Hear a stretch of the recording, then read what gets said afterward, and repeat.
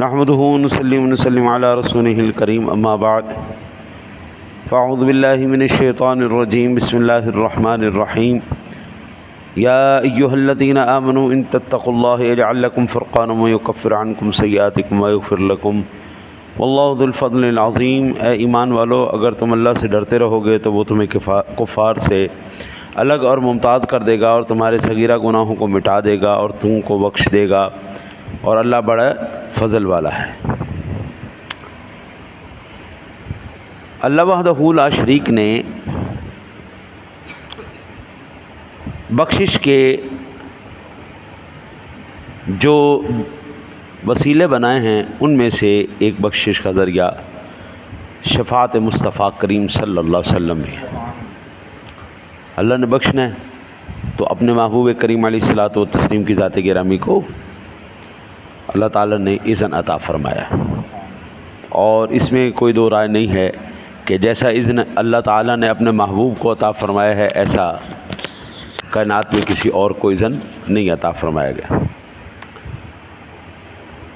ایک دفعہ ایک عالم نے سوال کیا کہ نبی اکرم صلی اللہ علیہ وسلم نے فرمایا کہ ہر جمعرات کو مجھ پر تمہارے اعمال پیش کیے جاتے ہیں، جو نیک عمل ہوں تمہارے، جن کے نیک عمل ہوں ان پر میں اللہ تعالیٰ کی حمد کرتا ہوں، یا اللہ تیرا شکر ہے میری امت نیک اعمال کی ہے، اور جو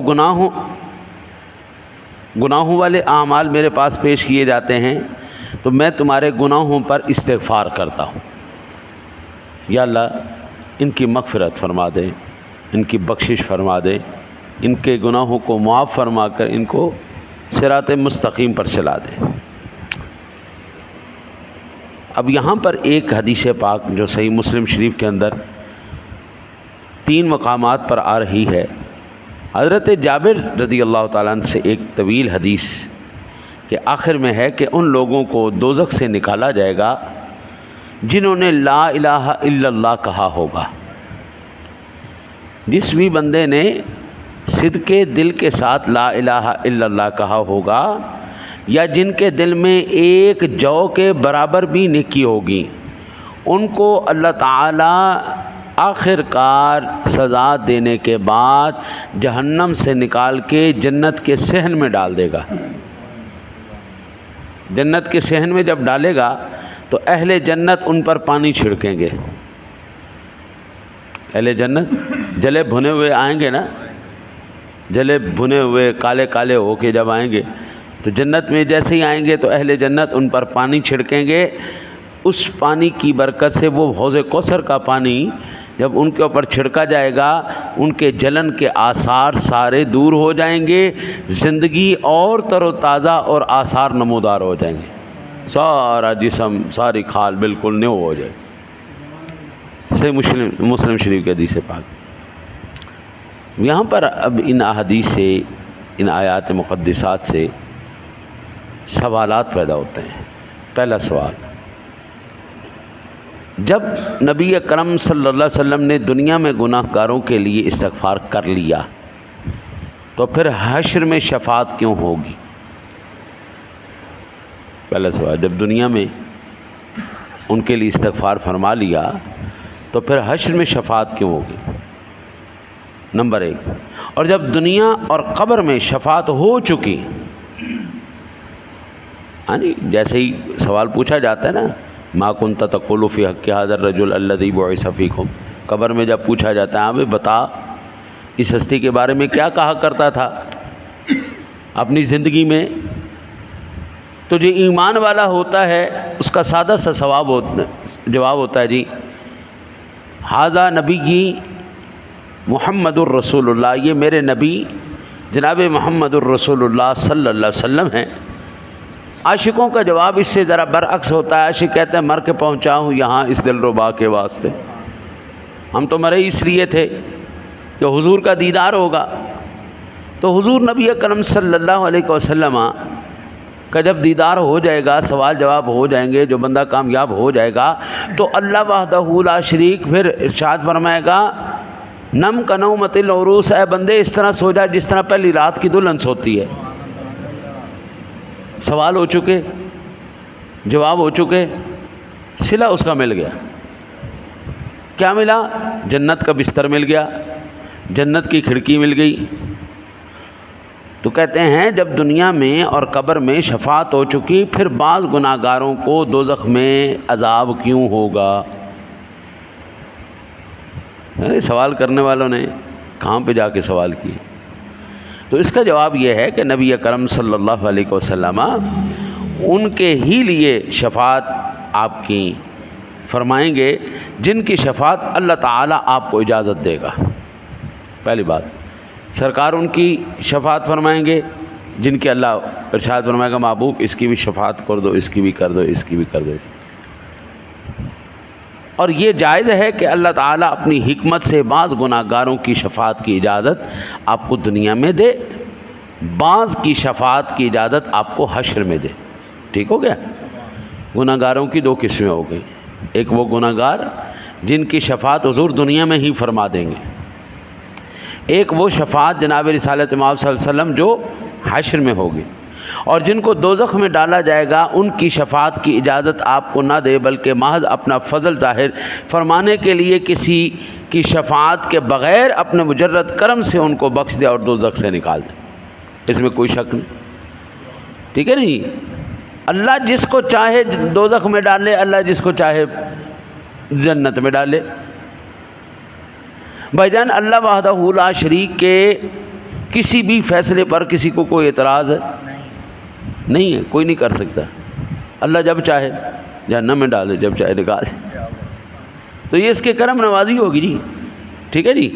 اور یہ بھی ہو سکتا ہے کہ آپ کی صلی اللہ علیہ وسلم کی شفاعت کی وجہ سے ان کو صرف صورتاً عذاب ہو اور حقیقتاً عذاب نہ ہو، کیونکہ درد، عذاب تو درد کے ادراک اور احساس کا نام ہے، اور اللہ تعالیٰ جب ان کو دوزخ میں ڈالے تو ان کو ادراک اور احساس کو زائل کر دے. اب یہ کیسے ممکن ہو سکتا ہے کہ کسی بندے کو تکلیف دی جائے اور اس کو محسوس نہ ہو؟ بھائی جان، کسی کو جلایا جائے، کاٹا جائے تو درد تو محسوس ہوتا ہے نا. میں قربان جاؤں، اللہ نے اس دنیا کے اندر ہمارے لیے ہر ایک قسم کی مثال رکھ دی ہے. یہ ڈاکٹر حضرات ہیں نا جی، سرجری کرتے ہیں، پہلے جو ہوتی نہیں تھی یہاں سے پورے، جب وہ بائی پاس کرتے تھے تو یہاں سے چیرنا شروع کرتے تھے، پورا چیر کے ٹانگوں تک چیر دیتے تھے، اور بندے کو ذرا سا احساس نہیں ہوتا تھا. جب وہ اٹھتا تھا پتہ لگتا تھا کہ جناب پورا جسم چیرا پڑا ہے، جناب بائی پاس ہوا پڑا ہے. تو ان سے پوچھا جاتا تھا یہ کیسے ہو گیا؟ ایک بندے کو سینے سے لے کے پیروں تک آپ نے چیر دیا ہے لیکن اس کو احساس نہیں ہوا. کہا جی ہم نے بے ہوشی کی دوا دے دی تھی، انیستھیزیا دے دیا تھا، بے ہوشی کی دوا دے دی تھی جس کی وجہ سے اس کو محسوس نہیں ہوا. آپریشن تو ہو گیا لیکن درد محسوس نہیں ہوا. تو اللہ تعالیٰ بھی اسی طرح کا کوئی معاملہ فرما دے گا، جہنم میں بھیجے گا ضرور، عذاب بھی ہوگا ان کو، لیکن اللہ ان کو درد نہیں ہونے دے گا. وہ صورتاً عذاب ہوگا، حقیقتاً اللہ عذاب نہیں ہونے دے گا. ہاں جی. اور اللہ وحدہ لا شریک، پھر اللہ تعالیٰ اپنے فضل محض سے ان کو دوزخ سے نکالے گا اور ان سے جلنے اور عذاب کے آثار کو دور کر دے گا. جسم کے اندر کوئی بھی جلنے، سڑنے یا کٹنے کے داغ ایک دفعہ لگ جائے نا تو ختم نہیں ہوتے. اس دنیا کے اندر ایک نئی چیز آئی جی، پلاسٹک سرجری. کالے گورے ہو گئے، زخموں کے نشان ٹھیک ہو گئے. اگر بندے کے پاس اتنی طاقت ہے تو خود سوچ لو اس کے مالک کے پاس کتنی طاقت ہوگی. اگر بندہ اتنی طاقت رکھتا ہے کالے کو گورا کر دے. مائیکل جیکسن بڑا نام سی، وہ بالکل کالا حبشی تھا، ہاں، لیکن سر سے لے کے پیروں تک اس نے پلاسٹک سرجری کرائی، گورا چٹا ہو گیا. اور اس کے پاس پیسہ تھا، طاقت تھی، اس نے گورے ماں باپ بھی اپنے لیے خرید لیے کرائے پہ. میں کہتا ہوں ان کو، دنیا داروں کو تو پیسوں کی اور نئے ماں باپ خریدنے کی حاجت ہوتی ہے، مجبوری ہوتی ہے. میرا رب مجبور نہیں ہے. وہ جو ارادہ فرما لیتا ہے، اذا اراد شیئا ان یقول له کن فیکون، جب وہ کسی شے کا ارادہ کر لے وہ کہتا ہے ہو جا ہو گیا بھائی، جہنم میں سڑ کے سوا ہو گیا تھا، کالا ہو گیا تھا، لیکن جیسے ہی میرے رب نے کرم فرمایا پھر دوبارہ سے چہرہ بھی ٹھیک ہو گیا، جسم بھی ٹھیک ہو گیا، سارے ختم ہو گئے۔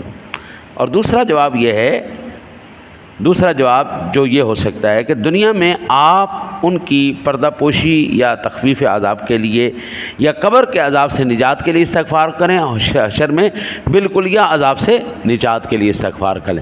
تو پہلی کیا ہوگی جی؟ جب حضور نے استغفار کیا قبر کے عذاب سے محفوظ ہو جائے گا، اور جب کل قیامت والے دن جہنم میں ڈالا جائے گا پھر اللہ تعالیٰ کے حبیب دوبارہ دعا کریں گے، مکمل نجات ہو جائے گی۔ جی بولو، پوچھو۔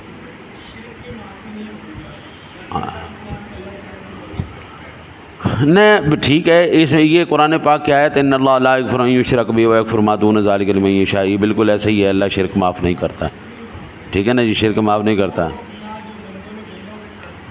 بھائی جان۔ پھر اس کے بعد کیٹیگری آ جاتی ہے، شرک معاف نہیں ہوگا، یہ تو کنفرم بات ہے، قرآن کیا ہے مبارک ہے۔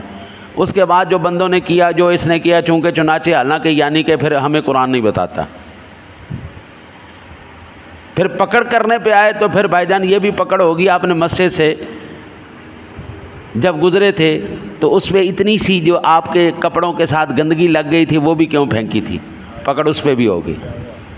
اور اس کے بعد جو شرک کے بعد سب سے بڑی پکڑ ہوگی نا، وہ یہ ہوگی تمہارے پاس ماں باپ تھے، تم نے ان کی قدر کیوں نہیں کی۔ شرک کے بعد سب سے بڑی پکڑ جو ہونی ہے نہیں، وہ اس بات پہ ہونی تمہارے پاس ماں باپ تھے، کیا کیے تم نے اس کے ساتھ، ان کے حقوق ادا کیے۔ باقی رہی بات اور اس نے کیا کیا، اس نے کیا، یہ کیا، یہ بات کی باتیں، یہ سب سے لاسٹ میں پوچھا جائے گا۔ اللہ کے شرک کے بعد، نبی کی رسالت کے بعد پوچھا جائے گا۔ پہلا سوال تو یہ پوچھا جائے گا، ہاں بھائی ماں پیو کی قدر کی تھی یا نہیں کی تھی، ان کے حقوق ادا کیے یا نہیں کیے، ان کے سامنے اونچا کیوں بولا۔ پھر اتنی سی بات ہوگی، وَاعْبُدُوا اللَّهَ وَلَا تُشْرِكُوا بِهِ شَيْئًا وَبِالْوَالِدَيْنِ إِحْسَانًا أَنِ اشْكُرْ لِي وَلِوَالِدَيْكَ۔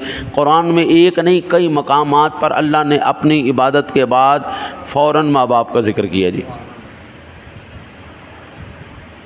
پھر بھائی یہ جو آپ کو چورن بتایا جاتا ہے نا جی کہ حقوق العباد معاف نہیں ہوں گے، حقوق اللہ معاف ہو جائیں گے، جھوٹ مار دینا۔ جناب حقوق العباد معاف نہیں ہوتے، بندے نے بندے کے ساتھ کیا ہوا ہے، آپ نے بندے کو رب کے مقابلے میں لا کے کھڑا کر دیا ہے، یعنی اللہ تعالیٰ اپنے حقوق میں چھڑ دے گا۔ 5 نماز اللہ نے فرض کی تھیں، بس ٹھیک ہے جی میں چھڑ دیتی ہیں تو انہوں نماز، قربانی فرض کی تھی، زکوٰۃ فرض کی تھی، یہ جتنے بھی حقوق رب نے فرض کیتے ہیں نا جی، یہ پہلے نمبر پر تو حقوق اللہ ہیں، پھر بعد میں جا کے حقوق العباد بن رہے ہیں۔ تو کیا اللہ یہ معاف کر دے گا جی؟ روزہ رکھو یا نہ رکھو، اللہ کا حق ہے جی اللہ چھڑ دے گا، نماز پڑھو یا نہ پڑھو، اللہ کا حق ہے جی اللہ چھڑ دے گا، اللہ نہیں چھڑے گا جی، رب نے چھڑنے ہوں دے تو اللہ فرض نہیں کرتا۔ اب رہی بات یہ، پھر اللہ چاہے تو ساروں کو اٹھا کے جہنم میں پھینک دے، اللہ چاہے تو ساروں کو جنت دے دے، میری کیا اوقات، مخلوق بھی اس کی، فیصلہ بھی اس کا، جہنم بھی اس کی اور جنت بھی اس کی، وہ چاہے جنت دے چاہے دوزخ دے۔ لیکن یہ جو چورن بیچا جاتا ہے نا، حقوق العباد معاف ہو جائیں گے، حقوق اللہ معاف نہیں ہوں گے، حقوق اللہ معاف ہو جائیں گے، حقوق العباد معاف نہیں ہوں گے، بندے کا بندے کے ساتھ کیا ہوا۔ بھائی جان بخاری میں یہاں تک موجود ہے، ایک سینگ والی بکری نے بغیر سینگ والی بکری کو جو ایسے مارا تھا نا، اس کا بھی حساب لیا جائے گا۔ آپ اتنا یاد رکھیں، قرآن نے ایک آیہ مبارکہ بتائی، فَمَن يَعْمَلْ مِثْقَالَ ذَرَّةٍ خَيْرًا يَرَهُ وَمَن يَعْمَلْ مِثْقَالَ ذَرَّةٍ شَرًّا يَرَهُ۔ ایک ذرے دا اتھے سوال ہونا ہے، ایک ذرے دا اتھے سوال ہونا ہے۔ ہوں یہ نہیں کہ بندے نے بندے نال کی کیتا یا نہیں کیتا، ہوں دسو کتنے جاؤ گے؟ معاف کرنے پہ آئے تو سارا کچھ معاف کر دے، چل بس ٹھیک۔ مسلم شریف کے اندر ایک حدیث پاک ہے، کریم آقا جی علیہ الصلوۃ والسلام نے فرمایا ایک بندہ آئے گا جس کے 99 گناہوں کے دفتر ہوں گے، 99 گناہوں کے دفتر، نیکی پلے ایک بھی کوئی نہیں۔ اللہ سونا پوچھے گا، ہاں بھائی بندیا کوئی انکار ہے تینوں کسے گناہ تو نہیں؟ یا اللہ کوئی انکار، سب میں ہی کیتے ہیں۔ تینوں پتہ ہے دسلا کی ہے؟ یا اللہ جاننا جہنم ہے۔ اچھا، حضور فرماتے ہیں اللہ کی رحمت جوش میں آئے گی، اللہ ارشاد فرمائے گا فرشتوں اس کو اٹھا کے جنت میں لے جاؤ، میں نے اس کے سارے گناہوں کو معاف کر دیا۔ یہ ایکسیپشنل کیس ہوگا، ٹھیک ہے، یہ ایکسیپشنل کیس ہوگا. یہ نہیں کون جڑا مرضی گناہ کرتا پھرے تو کہے کہ جناب اللہ تو بڑا رحیم و کریم ہے تو لہذا مینو بخش دے گا. یہی نظریہ جہنم میں لے کے جائے گا. اس نظریے پر رب نے تو معاف کر ہی دینا ہے تو میں جنہ مرضی گناہ کیتی جاؤں. یہی نظریہ جہنم میں لے جائے گا. یعنی اللہ کے عذاب کو آپ نے اس کے فیصلے کو ویلیو ہی کوئی نہیں دی. اللہ نے تو بخش ہی دینا ہے نا، تو میں تو گناہ کرا نا، دلیری ہوگی نا، چیلنج ہو گیا نا. اللہ نے بخش ہی دینا، بخش ہی دینا. نہیں، ایسا نہیں ہوگا بابا. فمن یعمل مثقال ذرۃ خیرا یرہ ومن یعمل مثقال ذرۃ شرا یرہ. اینا حساب ہونا چاہیے، اور جتنے نہیں ہونا یہ اس کی مرضی ہے، کس کو نہیں کرنا. بڑے بڑے جناب میاں صاحب کہتے ہیں عدل کریں تا تھر تھر کمبن اچیاں شاناں والے، فضل کریں تا بخشے جاون میں ورگے منہ کالے. کل حشر والے دن جب شفاعت کی باری آئے گی نا، ساری انسانیت باب آدم کے پاس جائے گی، تو آدم بھی کہیں گے اذهبوا الی غیری، او بھائی کسی اور کول جاؤ، میں تواڈے شفاعت نہیں کر سکتا. میں جڑے او گندم دا دانا کھادا سی نہیں، وہ میرے کول جڑی بھول ہو گئی سی، مینوں تو آج اس کا خطرہ ہے. حضرت بس دعا کرو اللہ تعالیٰ ایمان تے موت دے دے تے عمل دی توفیق دے دے. دوسرے کے اوپر اعتراض کرنے سے پہلے ادھر دیکھ لینا میں نے کیا کیا. دوسرے کا عمل آپ کو کوئی بڑا نہیں لگے گا. اللہ سے دعا اللہ آپ کو مجھے عمل کی توفیق. اللہم